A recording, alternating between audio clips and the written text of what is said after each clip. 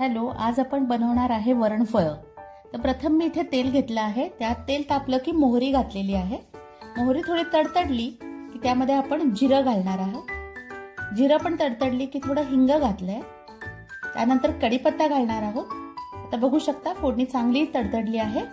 त्यानंतर मी त्याच्यात लसूण घालणार आहे आणि आपण थोडंसं ते लसूण घातल्यावर परतणार आहे, म्हणजे लसूण जरा लालसर होईपर्यंत आपण परतणार आहे।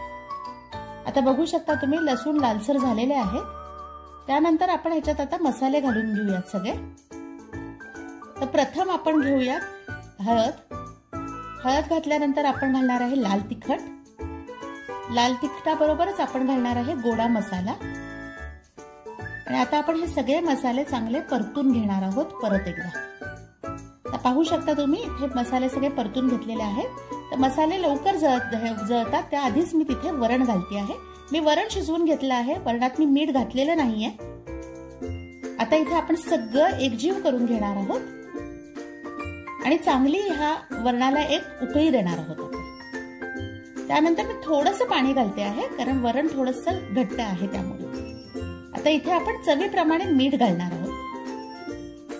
आता ह्याला एक उकळी आली की आपण ह्याच्यात आमसूल घालणार आहोत आणि त्याबरोबरच मी इथे गुळाची पावडर पण ह्याच्यात घालणार आहे। तर इथे पाहू शकता तुम्ही मी गुळाची पावडर इथे घालते आहे। आता या सगळ्याला एक आपण उकळी आणणार आहोत। तोवर मी इथे कणिक मळून घेतलेली आहे, त्यात थोडंसं हळद तिखट घातलेलं आहे आणि मीठ। इथे एक जाडसरशी अशी मी पोळी लाटून घेतली आहे आणि आता इथे सुरीच्या मदतीने आपण इथे याचे चौकोनी काप करणार आहोत। इथे पाहू शकता तुम्ही मी याचे चौकोनी काप करत आहे।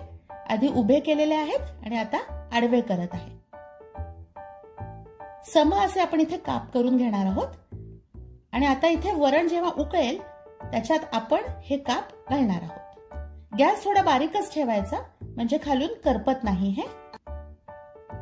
आता ह्याला कमीत कमी 10 ते 15 मिनिटं उकळी आणायला लागेल। बघू शकता तुम्ही इथे 10 मिनिटं झालेली आहेत आणि छान असं उकळलेलं आहे हे आणि आपली वरणफळ तयार होत आहे।